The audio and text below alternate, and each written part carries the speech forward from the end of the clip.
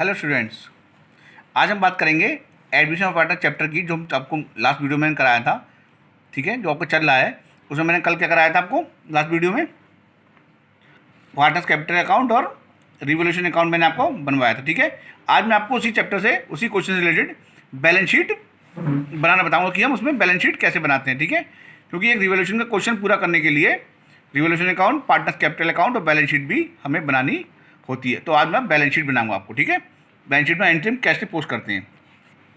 ठीक है स्टूडेंट्स, उसके बाद आपको पूरा क्वेश्चन क्लियर हो जाएगा। ठीक है, अब देखिए कल हमने कैपिटल निकाली थी, तीन लोगों की कैपिटल निकाली थी, तो हम पहले तो कैपिटल लिखेंगे। क्या है? लायबिलिटी। इसमें लायबिलिटी क्या होती है? जो पेमेंट हमें देना होता है। एसेट्स जो हमारा होता है, ठीक है, जो हमारे पास है वो हमारी एसेट्स है। कैश हो सकता है, स्टॉक हो सकता है, लैंड हो सकती है, बिल्डिंग हो सकती है। और कैपिटल और लायबिलिटी क्या है? जो हमें पेमेंट करना है। ठीक है, अब देखिए कल हमने कैपिटल बताई थी आपको कितनी कितनी हमारी, ए बी और सी, तीन पार्टनर थे हमारे, तीनों पार्टनर की हमने कैपिटल निकाली थी। तो 1915520 किसकी थी? ए की। 519280 थी बी की। और 608700 किसकी निकली थी? सी की निकली। ठीक है, तो इन तीनों को हमने क्या करा, अलग लिख के तीनों टोटल बाहर लिख के बाहर लिख देंगे 3043500। ठीक है स्टूडेंट्स, अब इसके बाद हमारा क्वेश्चन में दे रखा है क्रेडिटर्स।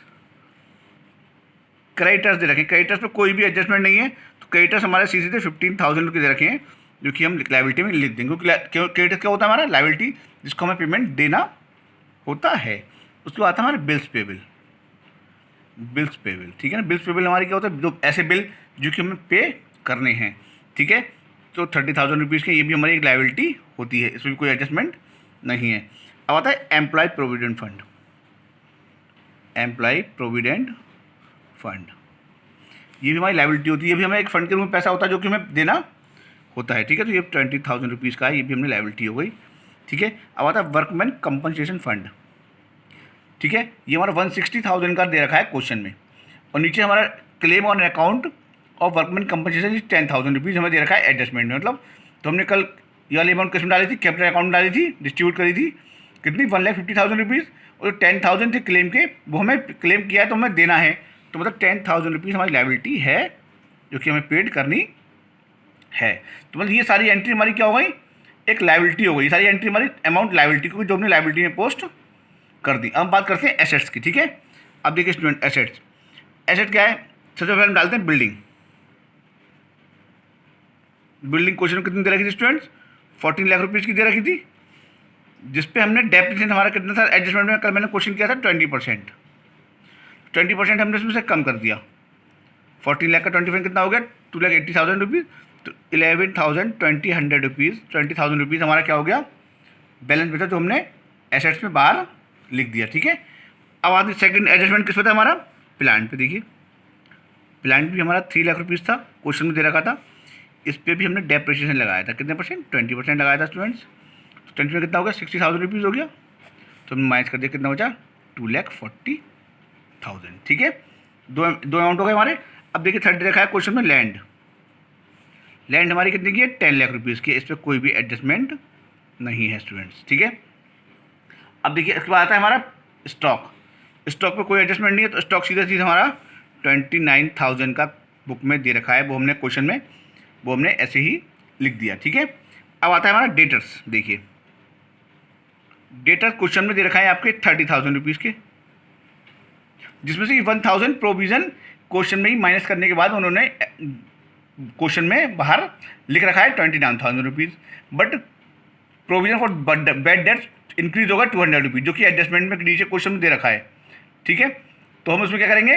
1,000 ऊपर दे रखा है, 200 और, मतलब 1,200 रुपीज़ माइनस करेंगे। इसमें से हम कितना करेंगे? प्रोविज़न फॉर बैड डेट्स कितना होगा? 1,200 रुपीज़। तो ये कितना हो जाए? 28,800 रुपीज़। ठीक है स्टूडेंट्स, अब आता है सर मेन पॉइंट, बैंक। हमारा बैंक कितना हुआ? बैंक और कैश मेन अमाउंट होता है बैलेंस शीट में। तो बैंक हमारा क्या कितना हुआ? बैंक में 17,000 तो हमारी अमाउंट क्वेश्चन में दे रखी है। ठीक है, और कल मैंने एडजस्टमेंट आपको दिखाया था कि टोटल गुडविल कितनी थी हमारी? 1,50,000 रुपीज़। उसका हाफ किसने ले लिया था? विड्रॉ कर लिया था ए एंड बी ने। तो हाफ कितना होगा? 75,000 रुपीज़। ठीक है, ये हमारी एसेट्स हो गई, बैंक हो गया। अब देखिए इसके बाद सी कोई भी कैपिटल लेके नहीं आया था, तो टोटल फर्म की कैपिटल की उसका 1/5 शेयर उसकी किसकी कैपिटल थी, सी की कैपिटल थी, तो वो भी हमारी एक तरह से बैंक हो गया, ठीक है ना। 608700, ठीक है। तो मतलब ये वाला अमाउंट हमारा 70,000 क्वेश्चन में लिखा हुआ है बैलेंस शीट में। 75 हमारा क्या है, जो उन्होंने हाफ गुडविल को विड्रॉ कर लिया ए एंड बी ने। और 608700 ये क्या है हमारी, ये कौन सा बैंक है हमारा, जो कि सी की कैपिटल टोटल फर्म की कैपिटल में से उसका पार्ट निकाल दिया था 1/5, ठीक है स्टूडेंट्स। तो इन तीनों को ऐड कर लें तो कितना आएगा, 700, ठीक है। हमने सारी एंट्रीज में पोस्ट कर दी। और बैलेंस शीट क्या मतलब होता है स्टूडेंट्स, कि हमारे दोनों तरफ का टोटल सेम ही आना चाहिए। अगर हमारा टोटल सेम नहीं आ रहा है तो हमारी बैलेंस शीट गलत है। देखिए 500 रुपीज़, ठीक है। अभी जाकर टोटल लगाते हैं, देखिए 3058 1 3 4 6 7, ठीक है। 4 3 4 5 3 8 10 11, ठीक है। कैरी 1 0 1 और 3, ठीक है स्टूडेंट। कितना आया, 31,18,000 रुपीज़ 500, 31,18,500 रुपीज़, ठीक है। अब देखिए इधर 500 आ गया, ठीक है। कैरी 1 आ गया, तो 9 और 8 17 और 1 18, कैरी 1 2 और 3 3 4 7 7 2 9 और 2 11, कैरी 1 1 1 2